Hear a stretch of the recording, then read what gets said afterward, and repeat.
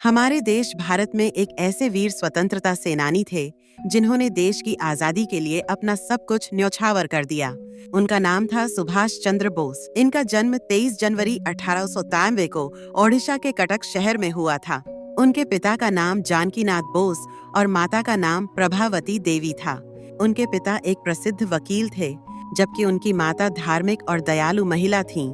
सुभाष बचपन से ही बहुत मेधावी, जिज्ञासु और देशभक्त थे। वे पढ़ाई में बहुत तेज थे और हमेशा सच्चाई का साथ देते थे। उनका मन हमेशा देश की समस्याओं के बारे में सोचता रहता था।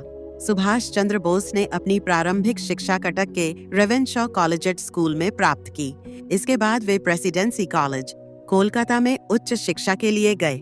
वहां उन्होंने अंग्रेजी, इतिहास और राजनीति का अध्ययन किया। उनके अंदर देशभक्ति की भावना इतनी प्रबल थी कि जब एक ब्रिटिश शिक्षक ने भारतीयों का अपमान किया तो उन्होंने उसका विरोध किया और कॉलेज से निष्कासित कर दिए गए। इसके बावजूद उन्होंने अपनी पढ़ाई जारी रखी और बाद में इंग्लैंड के कैम्ब्रिज विश्वविद्यालय से ICAS भारतीय प्रशासनिक सेवा की परीक्षा पास की। हालांकि उन्हें जल्द ही एहसास हुआ कि अंग्रेजों की सेवा करने से अच्छा है कि वे अपने देश की आजादी के लिए संघर्ष करें।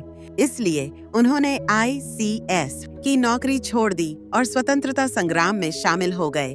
सुभाष चंद्र बोस महात्मा गांधी के नेतृत्व में कांग्रेस में शामिल हुए।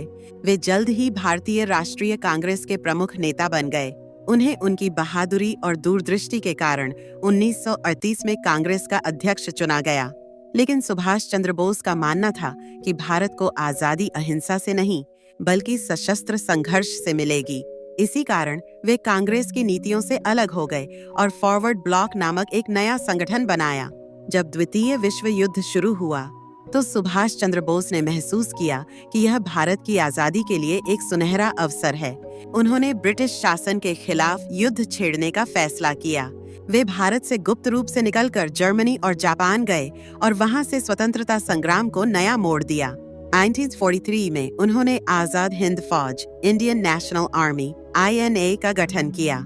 इस सेना में भारतीय सैनिकों को संगठित किया गया और उन्हें भारत को आजाद कराने की प्रेरणा दी गई। इसी दौरान उन्होंने अपना प्रसिद्ध नारा दिया, तुम मुझे खून दो, मैं तुम्हें आजादी दूंगा।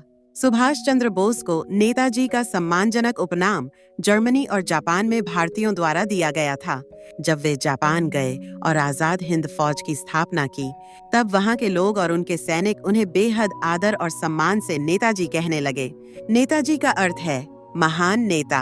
यह उपाधि उनके नेतृत्व कौशल, साहस और अद्वितीय रणनीति के कारण दी गई थी। उन्होंने अपनी सेना को प्रेरित किया और उन्हें स्वतंत्रता संग्राम में पूरी निष्ठा से जुड़ने के लिए प्रोत्साहित किया। यही कारण है कि आज भी भारत और दुनिया भर में उन्हें स्नेहपूर्वक नेताजी कहा जाता है। सुभाष चंद्र बोस की सेना ने जापान की मदद से अंग्रेजों के खिलाफ लड़ाई छेड़ी। उन्होंने अंडमान और निकोबार द्वीप समूह को आजाद घोषित कर दिया और भारत के पूर्वोत्तर क्षेत्रों में भी संघर्ष किया। उनके नेतृत्व में भारतीय सेना ने अंग्रेजों के खिलाफ कई युद्ध लड़े।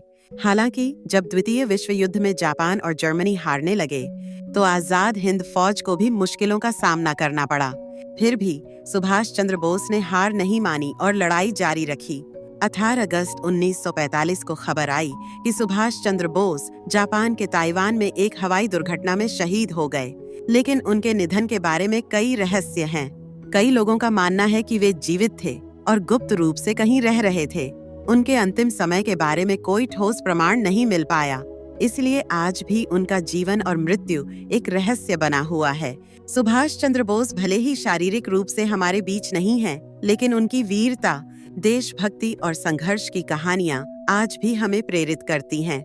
उनके योगदान को सम्मान देने के लिए 23 जनवरी को पराक्रम दिवस के रूप में मनाया जाता है। उनकी याद में नेताजी सुभाष चंद्र बोस अंतर्राष्ट्रीय हवाई अड्डा कोलकाता आजाद हिंद फौज मेमोरियल और कई राष्ट्रीय स्मारक बनाए गए हैं। सुभाष चंद्र बोस की यह कहानी हमें सिखाती है कि अगर हमारे अंदर हिम्मत, सच्चाई और आत्मविश्वास है तो हम किसी भी कठिनाई को पार कर सकते हैं। तो दोस्तों, अगर आपको यह कहानी पसंद आई तो अपने दोस्तों को जरूर शेयर करें।